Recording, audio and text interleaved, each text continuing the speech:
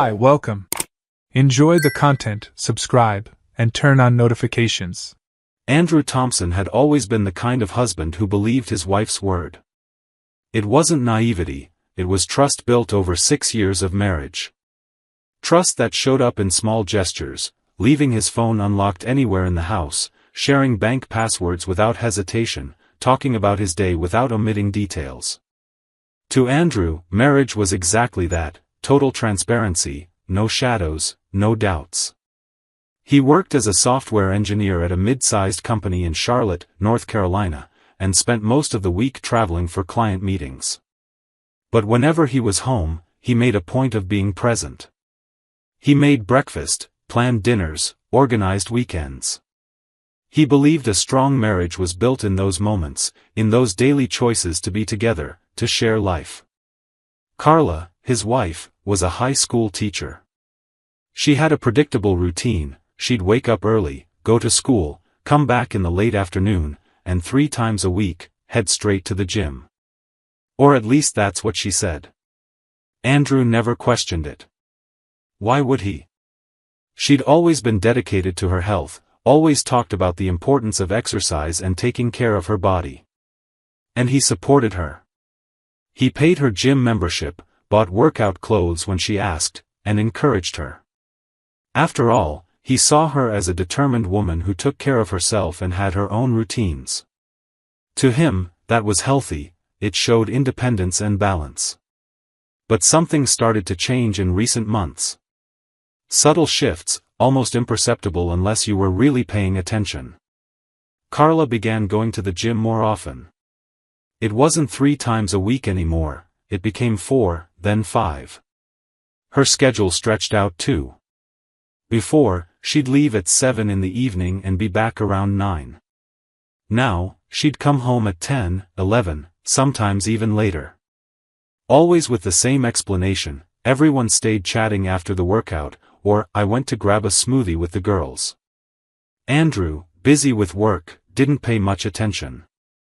After all, she had her own life, friends, interests.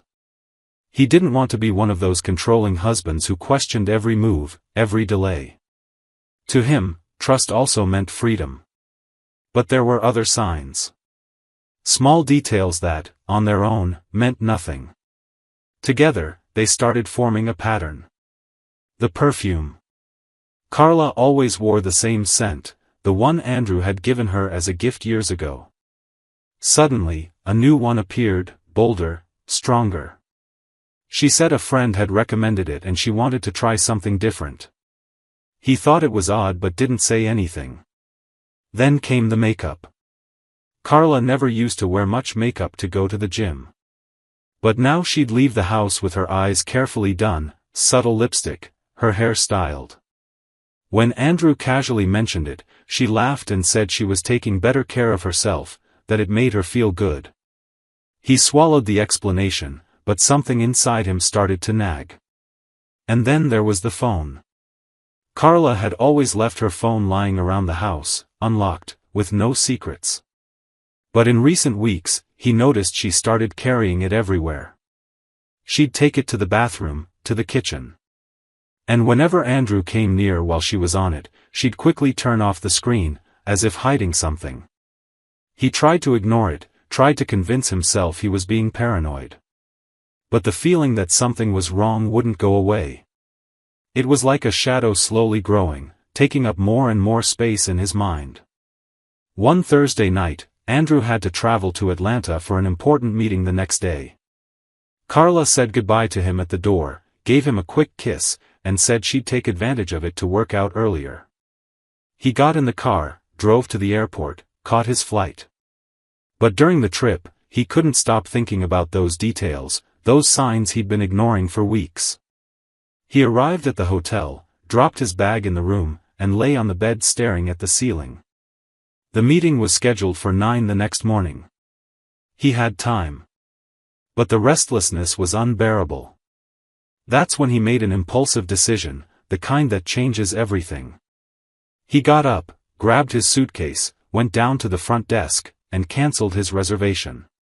He drove back to the airport, changed his flight to the next available one back to Charlotte, and just after midnight, he was in his car, driving home.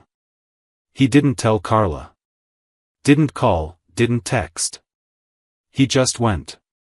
The road was empty, silent, and he drove with his mind racing, creating and discarding scenarios, trying to brace himself for what he might find, or for nothing at all.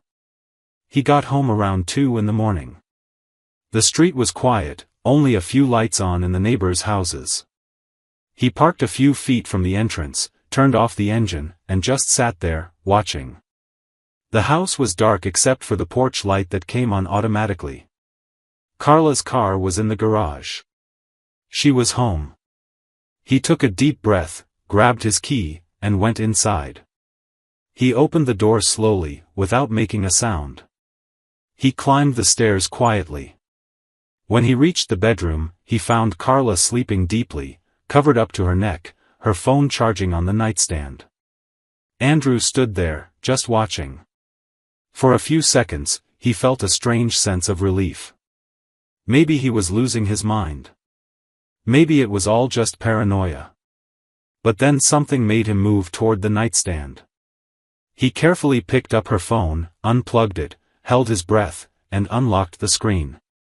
He knew the password. He always had. Carla had never hidden it. What he saw in the next few minutes destroyed every bit of trust he'd built over 6 years. There was an open conversation on WhatsApp. The contact was saved as Blake, PT. The messages were recent. The last one had been sent just a few hours earlier, at 10:30 at night. Andrew started scrolling up through the chat, reading every line, every word, and with each message, his chest tightened more. These weren't workout conversations. They were intimate messages full of double meanings, with emojis he knew well, the same ones Carla used with him early in their relationship. There were photos too. Selfies of her, smiling, wearing clothes he'd never seen before. And Blake's replies were always complimentary, suggestive, full of veiled promises. Andrew scrolled further up and found messages from weeks, even months back.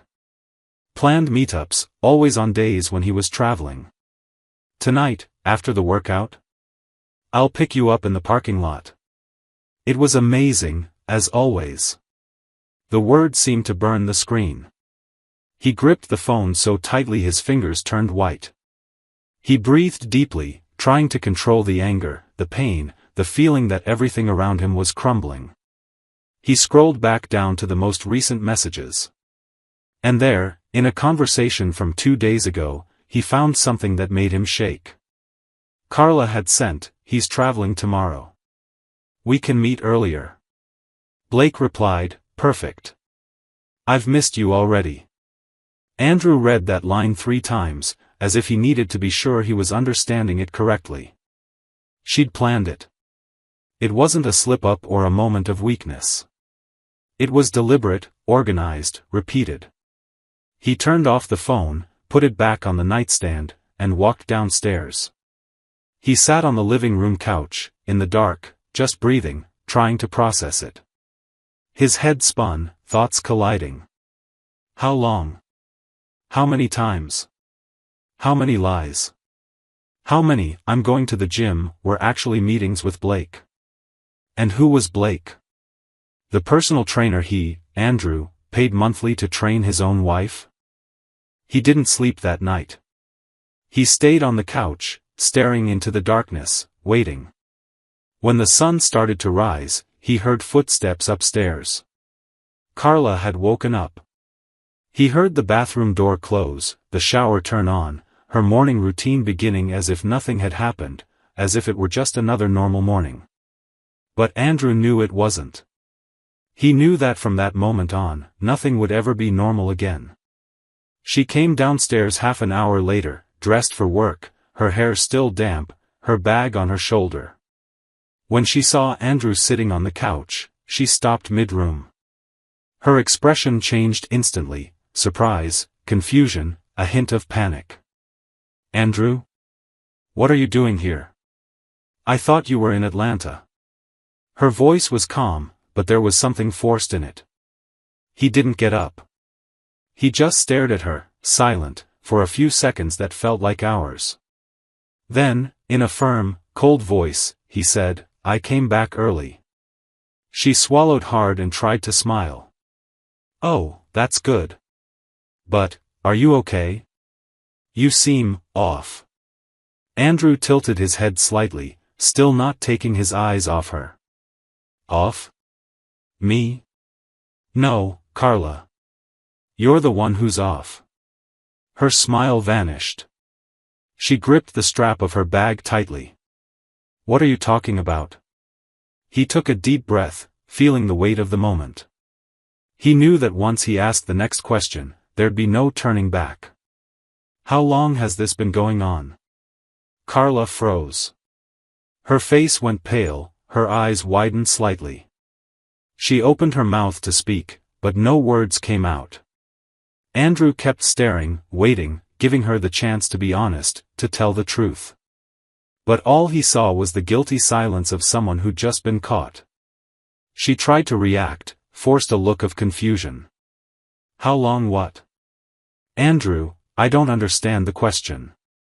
He slowly stood up, picked up her phone from the table beside the couch, she hadn't even noticed he'd brought it downstairs, and held it out to her, the conversation with Blake open on the screen. "This. How long has this been going on?" Carla looked at the phone, then at him, then back at the phone. Her legs seemed to tremble. She dropped her bag to the floor and brought her hand to her mouth, as if trying to hold back words that threatened to escape. Andrew didn't move. He just waited. "Andrew, I can explain." Her voice came out weak, shaky. "Then explain." He crossed his arms, his tone unchanged, but his eyes burning with contained pain and anger. She tried to step closer, but he took a step back. That made her stop. She took a deep breath, wiped away the tears beginning to form, and said, "It was just a few times. It doesn't mean anything. I swear. I love you, Andrew. This doesn't change anything between us." He laughed, a short, dry laugh without humor. "It doesn't change anything? You've been cheating on me for months with the guy I pay to train you, and you say it doesn't change anything?" "It hasn't been months. It was a few weeks. I was confused, I felt lonely. You travel so much, Andrew. I needed attention, someone who'd look at me, who'd make me feel." "Feel what?" He cut in, his voice rising for the first time. "Desired? I always desired you, Carla. I always gave you attention. I was always here. And when I wasn't, it was because I was working, to support this house, to pay for the gym where you met him." She cried, covering her face with her hands. "I know. I know I was stupid. I made a mistake. But we can fix this. We can go to therapy, we can." "Can what?" Andrew stepped forward, his voice now heavy with a pain he could no longer hide. "Pretend it never happened? Delete the messages, the photos, the meetups? Make me believe you love me while you cheat on me every time I'm away?" Carla sobbed, sinking to her knees, her hands still covering her face. "Please forgive me. I'll end it with him. I'll change. I promise." Andrew looked at her, kneeling there, shattered. Part of him wanted to believe, to give her a chance, to save what was left.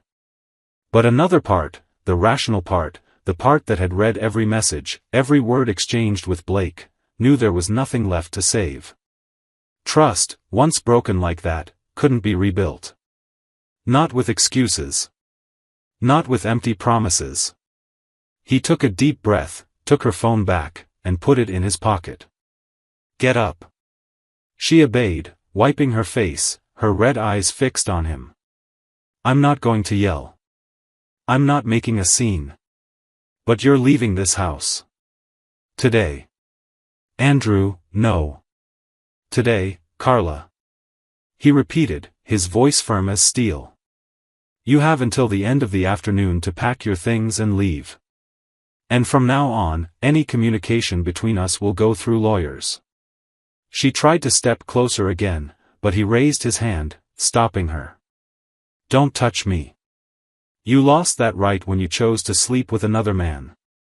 Carla stood still, stunned, as Andrew climbed the stairs, grabbed his laptop, and started working. He wasn't going to let this destroy him. He wasn't going to let her see how broken he felt inside. Impulsive, yes. But not weak. In the hours that followed, while Carla packed her bags between tears and failed attempts to talk to him, Andrew had already contacted a lawyer. He sent screenshots of the messages, explained the situation, and asked that divorce proceedings begin immediately. The lawyer, an experienced one, assured him that with that evidence, Andrew would come out virtually unscathed. No kids, no major shared assets, the split would be quick and clean. But Andrew didn't just want to come out unscathed. He wanted Blake to pay too.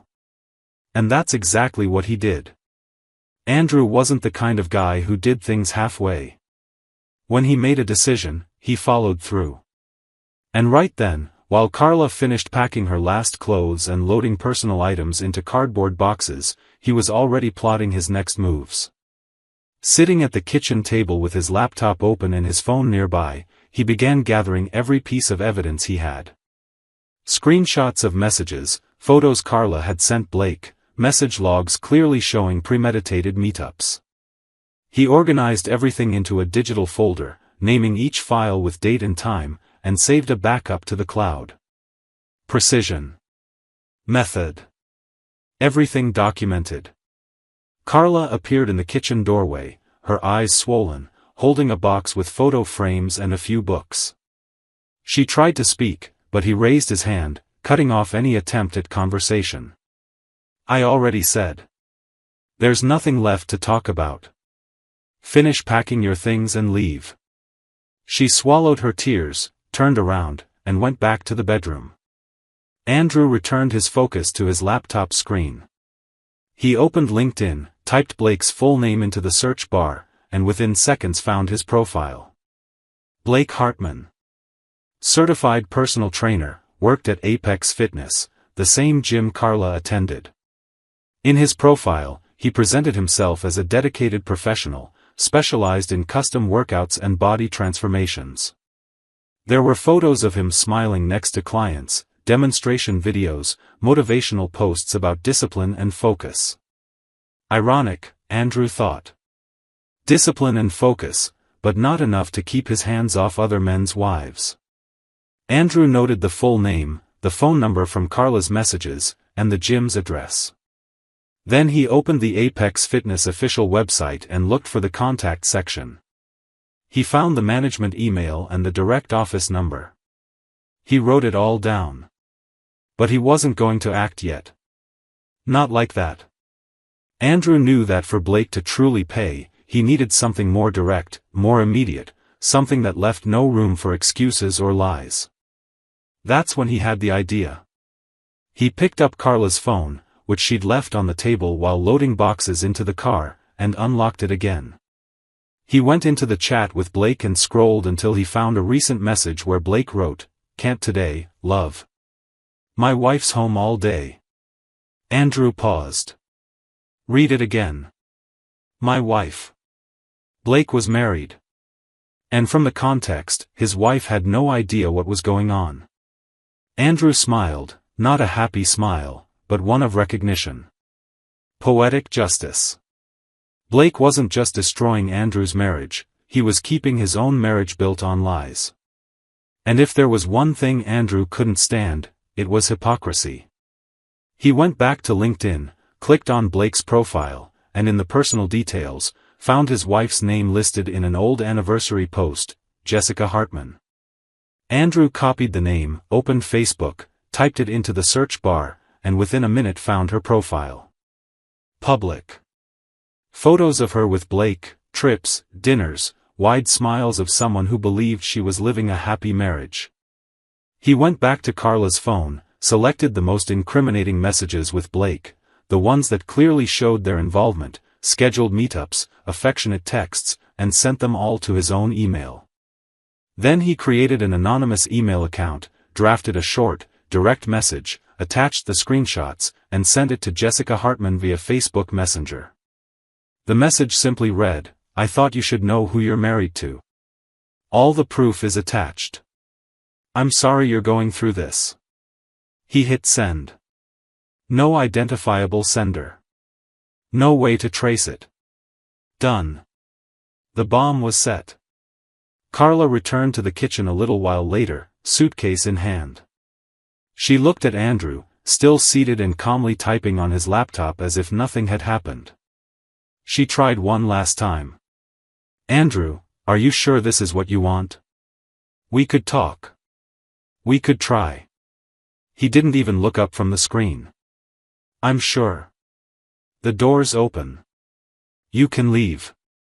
She stood there for a few seconds, waiting for a change in tone, an opening, anything. But Andrew gave her nothing. He just kept typing. Carla took a deep breath, picked up her last suitcase, and walked out, closing the door behind her. The sound of the door shutting echoed through the empty house. Andrew stopped typing, closed his laptop, and sat there in silence, feeling the weight of the moment. The house, once theirs, was now his alone. And as painful as that was, it was also liberating. He spent the rest of the day clearing the house, taking down Carla's photos from the walls, packing away objects that still reminded him of her presence. It wasn't anger. It was necessity. He needed to erase the traces, start from zero. That night, lying in bed, his phone buzzed. It was a message from his lawyer confirming divorce papers would be filed on Monday. Andrew replied with a simple, "Okay," and turned off his phone. 2 days later, on a Saturday morning, Andrew was having coffee when his phone rang. Unknown number. He answered. On the other end, a woman's voice, tense, almost whispering. "Hello?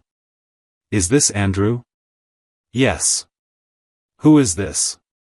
"My name is Jessica. Jessica Hartman. I got some messages from you." Andrew was silent for a few seconds, processing. Jessica. Blake's wife. He hadn't expected her to call. He thought she'd just deal with it privately, maybe confront Blake, maybe not. But there she was, on the other end of the line, clearly shaken. "I didn't send them," Andrew lied, keeping his tone neutral. "But I imagine you discovered something unpleasant." She took a deep breath on the other end. "Unpleasant doesn't even cover it. I don't even know where to begin. The messages, the photos, is all of that real?" "Yes. Unfortunately, it is." A long silence followed. Andrew could hear her labored breathing, the effort to hold back tears. Then she said, her voice breaking, "I always trusted him. Always. And now I don't even know what to do." Andrew felt a pang of empathy. He knew exactly how she felt. He'd been there just days ago. Do what I did. Gather the evidence, hire a lawyer, and move on. There's no fixing this kind of thing. Jessica fell silent again. Then, in a firmer voice, she said, "Thank you. I don't know who you are, but, thank you for telling me. I deserve to know the truth." "Everyone does," Andrew replied. And he hung up. The following Monday, Andrew received confirmation that the divorce proceedings were officially underway. The evidence had been attached, and his lawyer assured him Carla had no way to contest it. The fault was hers, documented, irrefutable. Andrew also learned, through a mutual friend who still went to Apex Fitness, that Blake had been called into a meeting with gym management. Apparently, someone, Andrew suspected it was Jessica, had sent the same screenshots Andrew had compiled, along with a formal complaint about an employee's inappropriate conduct. Concerned about their reputation, the gym didn't hesitate. Blake was fired the same day. And the twist didn't end there. 2 weeks later, Andrew ran into an acquaintance at the grocery store, someone who knew both him and Carla. The guy approached awkwardly and said, "Man, I'm sorry about what happened. But, have you heard Blake lost a bunch of clients? His wife posted everything online. The guy's basically ruined." Andrew just nodded, showing no emotion. "Good." The acquaintance hesitated, then added, "And Carla? I heard she's living with her mom. She's trying to find a job, but it's tough. Apparently the story got out at the school where she worked. Parents found out and pressured the administration. She got transferred to a smaller school, out in the countryside." Andrew didn't respond. He just thanked him for the info and walked away. He didn't feel joy at Carla's suffering, but he didn't feel pity either. She'd made choices. And choices have consequences. In the months that followed, Andrew focused on himself. He sold the house, it held too many memories, and bought a modern apartment in downtown Charlotte. Smaller, more practical, better suited for the life he wanted to build moving forward. He went back to the gym, a different one, of course, reconnected with old hobbies, spent more time with friends. Slowly, the wound began to heal. It didn't disappear, but it stopped bleeding. A year later, on an autumn afternoon, Andrew was sitting at a cafe near work when he saw Carla across the street. She was carrying shopping bags, walking slowly, with a tired look on her face. Her hair was shorter, her clothes simpler. She seemed smaller somehow, less vibrant. Andrew watched for a few seconds, hidden behind the cafe window. Part of him thought about getting up, crossing the street, saying something. But then he remembered the messages, the lies, the "I'm going to the gym" that hid meetups with Blake. And he decided to stay put. Carla stopped at a crosswalk, looked around, and for a brief moment, her eyes met his. She froze. She recognized him. Andrew saw her expression shift, surprise, then sadness, then something that looked like shame.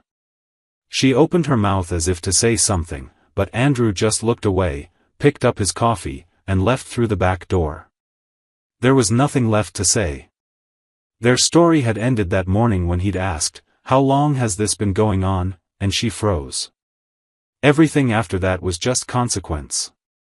And Andrew learned, in the most painful way possible, that trust isn't naivety. It's a choice. And when someone decides to break that trust, it doesn't matter how many excuses come afterward, how many tears are shed. Some things, once broken, can't be fixed. And that's okay. Because sometimes, a fresh start is only possible when you accept the end. He kept walking back to the office, certain he'd done the right thing. And in the end, the best revenge wasn't shouting, humiliating, or exposing someone publicly. It was simply moving on, stronger, wiser, and letting Carla's choices echo on their own, dismantling the life she'd built on lies. Thank you for watching the video. If you enjoyed it, don't forget to subscribe to the channel and turn on notifications so you won't miss any updates.